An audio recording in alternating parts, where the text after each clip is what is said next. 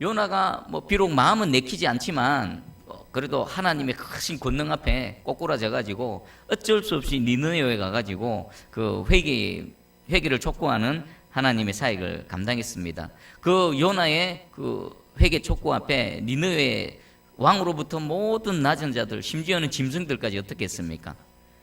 회개하고 돌이키고 하나님 앞에서 자신들을 새롭게 했습니다. 그 모습을 보고 하나님께서 그들의 그 돌이키시는 모습을 보고 재앙을 내리시겠다고 이미 결정을 하셨는데 그들이 회개하니까 하나님께서도 그 뜻을 돌이키셔서 그들에게 새로운 살 길을 열어주셨습니다. 여러분 한번 가만히 생각해 보십시오. 하나님께서 이미 그 죄악으로 인해서 심판을 결정하셨습니다. 이것은 심판이 선언되어졌습니다.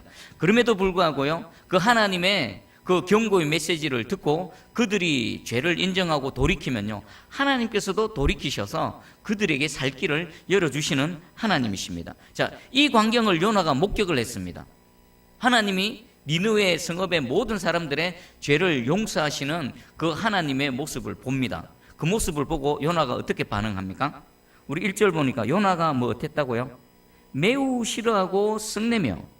자, 한번 생각해. 여러분들이 요나라면 어떻겠습니까?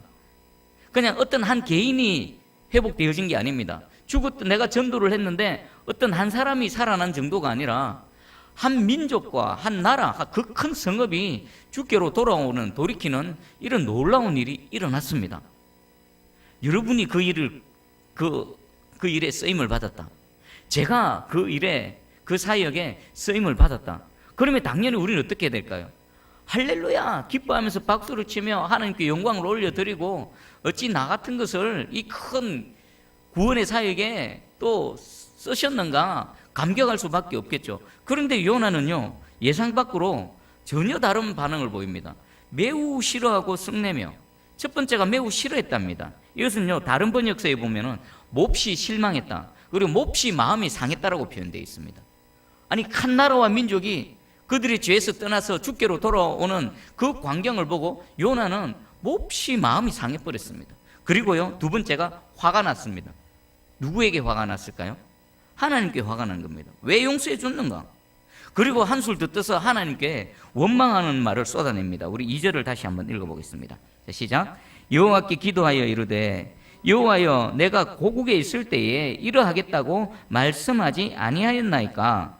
그러므로 내가 빨리 다시스로 도망하였사오니 주께서는 은혜로우시며 자비로우시며 노하기를 더디하시며 인애가 크시사 뜻을 돌이켜 재앙을 내리지 아니하시는 하나님이신 줄 내가 알았음이니이다. 아멘.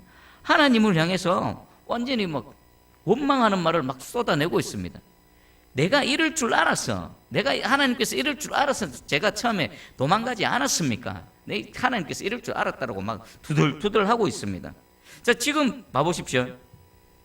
만약에 하나님께서 요나가 고백한 것처럼 은혜로우시고 자비로우시고 노하기를 더디하시고 인애가 크신 하나님이 아니셨다라면 이 지금 요나는 어디에 가 있을까요? 요나나 니느웨 성읍에 살아가는 그 사람들이나 하나님 앞에서는 죄인임은 똑같습니다. 요나가 먼저 이 하나님의 은혜를 입었기 때문에 이 자리에 서 있고요, 또 하나님의 사역을 감당하는 것뿐입니다. 만약에 하나님께서 은혜로우시고 자비로우시고 노하기를 더디하시는 이런 인애의 하나님이 아니셨다라면요, 니느웨 성읍 사람들도 멸망을 당했을 뿐만 아니라 먼저는 누가 이 자리에 없습니까? 요나 자신이 이 자리에 없는 겁니다.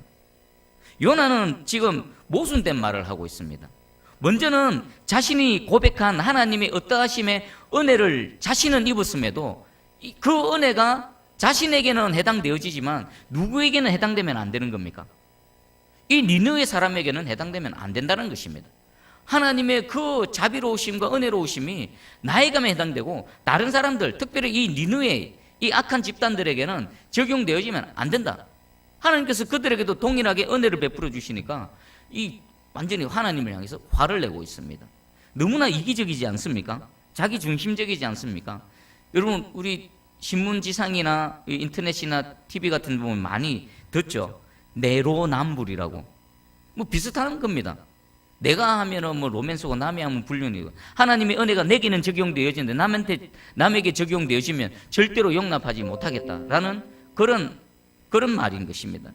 자, 그러면 요나의 고백을 통해서 분명히 드러나는 하나님은 어떤 분이십니까?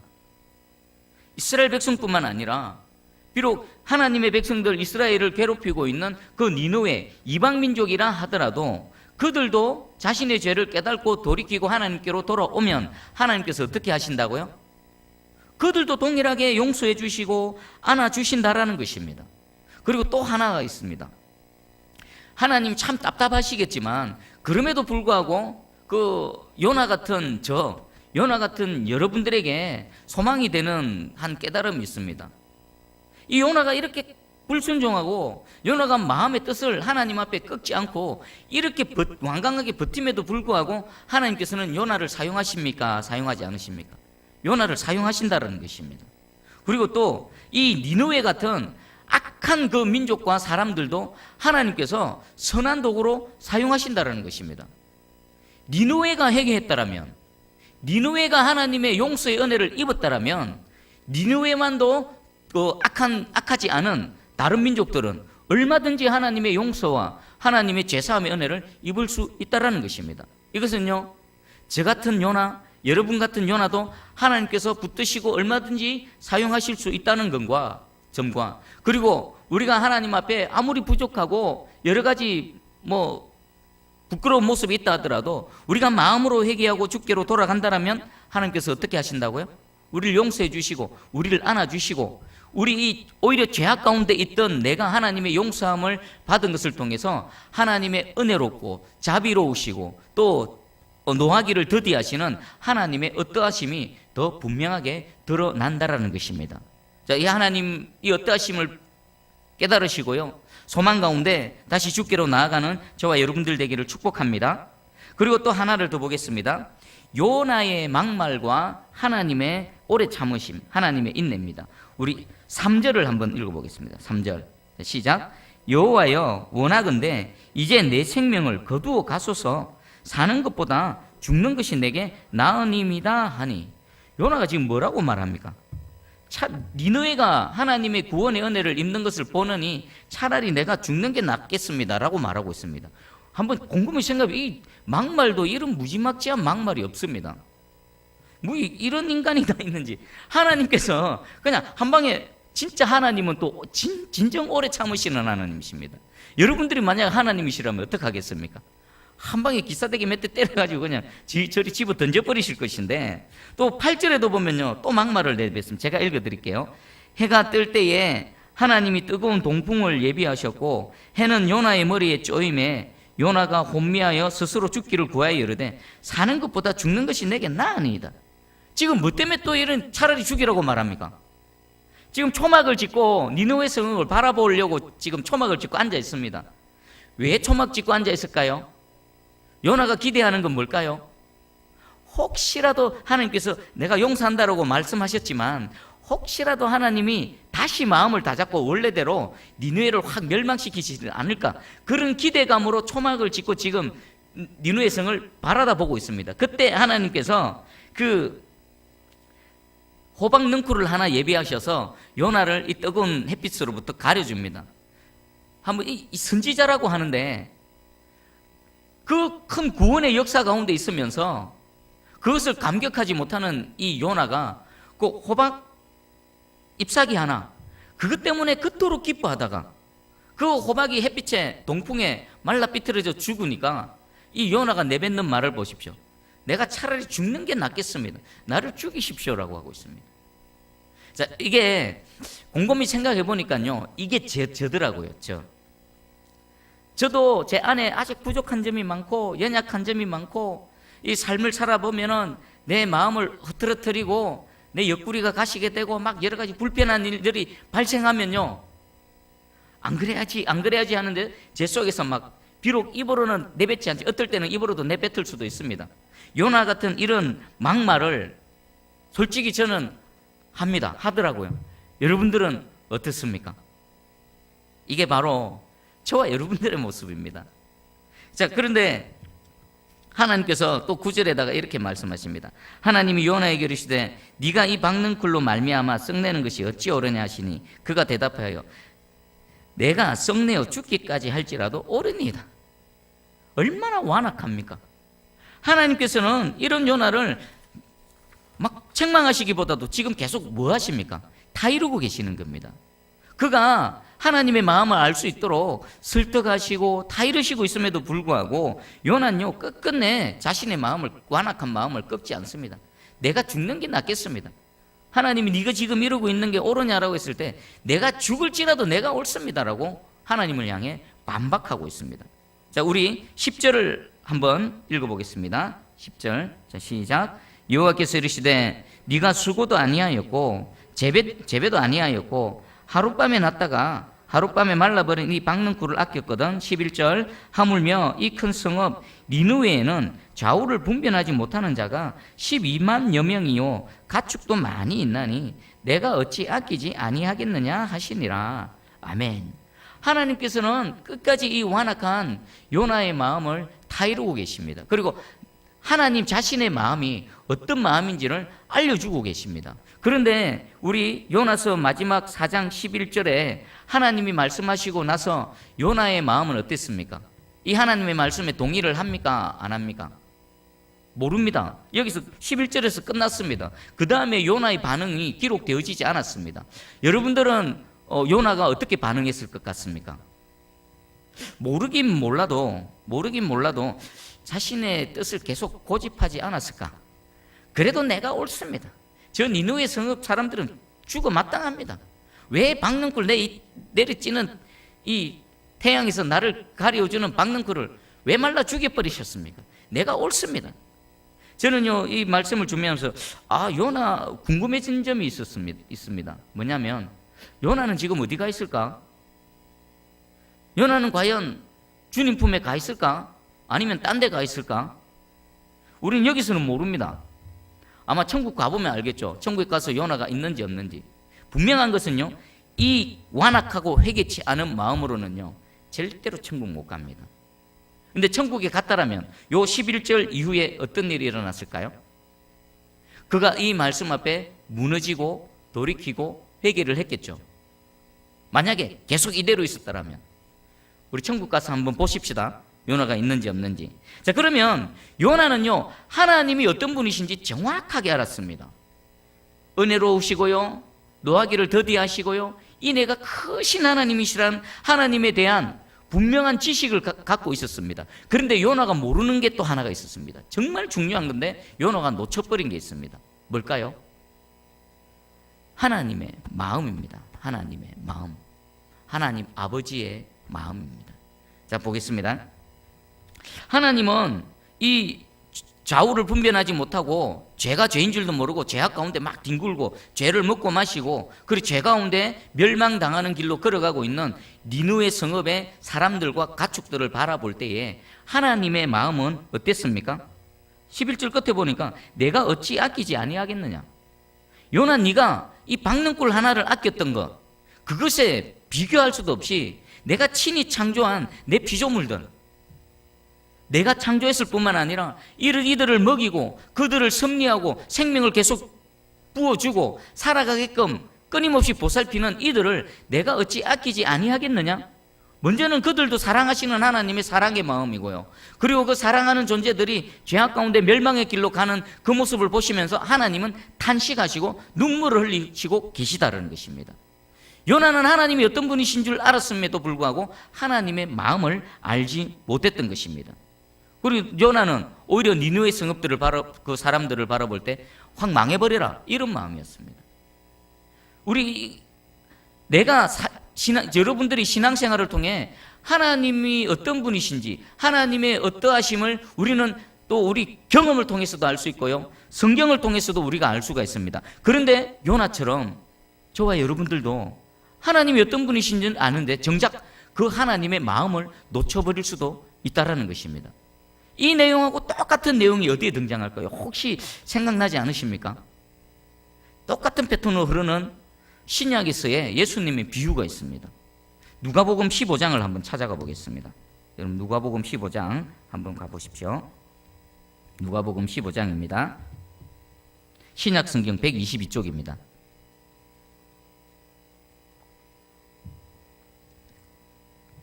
신약성경 122쪽. 신약성경 122쪽. 누가복음 제가 한번 읽어드릴게요. 15장 25절에서 27절까지 제가 먼저 읽어드릴게요. 여러분 여기에는 그 탕자의 비유가 나옵니다. 탕자의 비유. 탕자에는 아버지가 있고 맏아들이 있고 또 둘째 아들이 있죠. 누가 탕자입니까? 둘째 아들이 탕자죠. 아버지가 살아계심에도 불구하고 아버지 내 재산 주세요 해가지고 그거 들고 가가지고 허랑방탕하게 다 쓰다가 세상 가운데 그 빈털털이 되고 그 돼지도 먹는 쥐염 열매도 얻어먹지 못해서 아버지께로 돌이키고 돌아온 그 둘째 아들, 그리고 그 둘째 아들을 기다렸다는 듯이 얼싸 안아주시고요, 그의 신분을 회복시켜 주시고 또 송아지를 잡아서 잔치를 벌여주시는 그 아버지의 사랑의 모습, 아버지의 마음이 담겨져 있는 내용입니다. 그 모습을 본 맏아들이 이렇게 반응합니다. 25절에서 봅니다. 맏아들은 밭에 있다가 돌아와 집에 가까이 왔을 때에 풍악과 춤추는 소리를 듣고 한 종을 불러 이 무슨 일인가 물은데 대답하되 당신의 동생이 돌아왔음에 당신의 아버지가 건강한 그를 다시 맞아들이게 됨으로 인하여 살찐 송아지를 잡았나이다 하니, 아버지를 버리고 떠나갔던 그 둘째 아들이 세상 가운데 고난 가운데 자신의 죄를 깨닫고 그 아버지의 사랑의 품으로 다시 돌아왔습니다. 아버지는 그 돌아온 그 둘째 아들을 어떻게 맞아줬습니까? 기뻐서 얼싸안고 춤을 추고 지금 잔치를 벌이고 있습니다. 그 광경을 본 맏아들은 어떻게 반응했습니까? 우리 28절, 우리 한번 28절, 29절 한번 읽어봅니다. 시작. 그가 노하여 들어가고자 하지 아니하거늘 아버지가 나와서 권한대 아버지께 대답하여 이르되 내가 여러 해 아버지를 섬겨 명을 어김이 없거늘 내게는 염소 새끼라도 주어 나와 내 벗으로 즐기게 하신 일이 없더니. 지금 한번 봐보십시오. 돌아온 탕자, 그 잃어버렸던 아들을 되찾은 아버지는 기뻐하면서 잔치를 벌이는데 그 모습을 본 맏아들은 노합니다. 노회. 아버지의 용서와 아버지의 은혜를 입은 그 둘째 아들, 자신의 동생을 바라보면서 맏아들은 화를 내고 있습니다. 집에도 안 들어옵니다. 잔치집에도 지금 자기 집에도 안 들어오려고 버티고 있습니다. 아버지가 나와서 얘야 집에 들어가자는데 그래도 안 들어가고 있습니다. 그러면서 하는 말이 뭡니까? 나는 아버지 집에서 뼈 빠지게 수고하고 헌신하고 있는데 내게는 염소 새끼 한 마리도 안 잡아주더니, 이 30절에 말하죠. 아버지의 살림을 싹 가져가서 장녀들과 방탕하게 다 날려버린 그 아들이 돌아오매 살찐 송아지를 잡아서 어떻게 잔치를 벌일 수가 있습니까? 라고 아버지께 따지고 있습니다. 그런 맏아들에게 아버지가, 우리 31절 32절 한번 같이 읽어봅니다. 시작. 아버지가 이르되 너는 항상 나와 함께 있으니 내 것이 다 네 것이로되 이 내 동생은 죽었다가 살아났으며 내가 잃었다가 얻었기로 우리가 즐거워하고 기뻐하는 것이 마땅하다 하니라. 아멘. 자, 여기서 이렇게 노하고 있는 그 맏아들에게 아버지도 지금 설득하고 있습니다. 얘야, 너는 항상 나와 함께 있다. 그래서 이 송아지 한 마리뿐만 아니라 내게 있는 모든 것이 네 것이다. 그리고 또 네 동생이 나를 떠나서 죽음의 자리에 있다가 이제 다시 돌아와서 살게 되어졌다. 그 잃었던 내 아들을 되찾아서 이렇게 기뻐하고 있는데 너도 함께 기뻐하는 것이 마땅하지 아니하냐? 라고 아버지가 그 맏아들을 설득하고 있습니다. 근데 역시나 뒤에 뭐가 없습니까? 여기에 대한 맏아들의 반응은 없습니다. 이 맏아들 어떻게 반응했을까요? 돌이켰을까요? 아니면 계속 완고하게 그 아버지는 용서하고 사랑하는 그 자신의 동생이며 그 아버지의 둘째 아들, 근데 이 맏아들은 그 둘째 아들을, 그 자신의 동생을 용서하고 마음으로 받아들였을까요? 어쩌면 그렇지 못했을 수도 있습니다. 이렇게 끝납니다. 요나스의 끝과 이 당자의 비유의 끝은 너무나 흡사합니다. 맏아들이 알았던 게 있고 맏아들이 몰랐던 게 있습니다. 맏아들은 사실을 말했습니다. 내 동생이지만 아버지의 재산을 몽땅 가지고 아버지가 여전히 살아계심에도 불구하고 자신의 몫을 챙겨서 저 이방 나라에 가서 창녀들과 함께 허랑방탕하게 다 소비해버리고 허비해버린 이 나쁜, 내 동생이지만 나쁜 인간이 다시 집에 돌아왔다. 맞습니다. 동생이 잘못했고 동생이 하나님 그 아버지께 범죄한 거 맞습니다. 근데 이 맏아들도 놓치고 있는 게 뭡니까? 아버지의 마음입니다. 아버지의 마음. 떠나는 그 순간부터 그 아들을 그리워하는 아버지의 마음.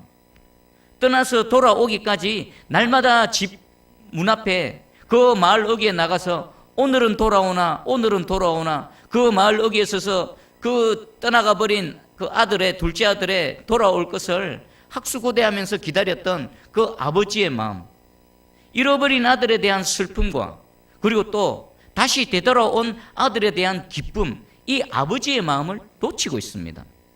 요나도 마찬가지입니다. 하나님의 그 친히 창조하신 피조물들이 죄악 가운데 그 허덕이고 있는 그 모습을 볼 때 하나님은 가슴이 찢어집니다. 잃어버린 영혼들입니다. 그 둘째 아들을 잃어버려서 가슴 아파하는 아버지의 마음으로 바라보고 계십니다. 그리고 그들이 회개하고 돌이키고 돌아올 때 그들은 살아났습니다. 그 살아나는 모습을 보고 지금 아버지가 기뻐하면서 잔치를 벌이는 이 아버지의 마음을 요나도 놓쳤고요, 이 맏아들도 놓쳤다라는 것입니다. 자, 여러분도 한번 자신을 돌아봐 보시기 바랍니다. 우리 얼마나 많은 은혜를 입었습니까? 하나님께 얼마나 많은 은혜를 입고 그것을 통해 하나님의 어떠하심을 압니다. 그런데 정작 우리가 하나님의 마음을 알고 신앙생활하는가?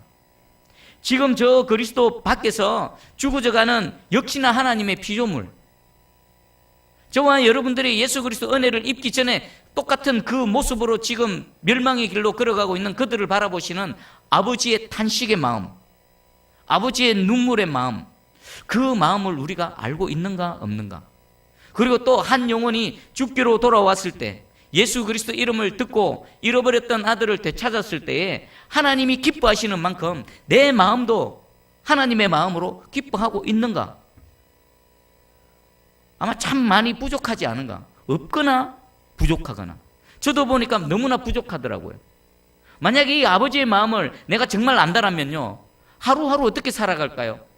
오늘도 지금 수많은 영혼들 죽음으로 달려가고 있는 저 영혼들, 아버지는 눈물을 흘리고 계신데 나는 그저 안에서 예배드리고 은혜 받아서 할렐루야 하고 있고, 아버지는 계속 그들을 바라보시고 요나를 보내셨듯이 우리를 계속 보내시기를 원하시는데 하나님의 마음과 상관없이 그저 그냥 하나님 은혜 가운데서 그냥 하루하루 지내고 있지는 않은지 우리 자신을 한번 돌아보기 바랍니다.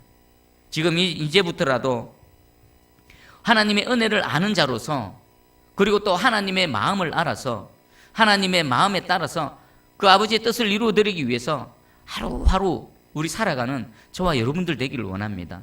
누군가를 바라볼 때에 그냥 내 인간의 눈으로 바라보는 것이 아니라 거듭난 내 영으로 아버지의 마음, 주님의 마음으로 바라보고, 세상을 바라볼 때도 아버지의 마음으로 바라봐서 아버지의 뜻을 이루어드리고자 하루하루 충성되이 헌신하는 저와 여러분들 되어지기를 주님의 이름으로 축복합니다.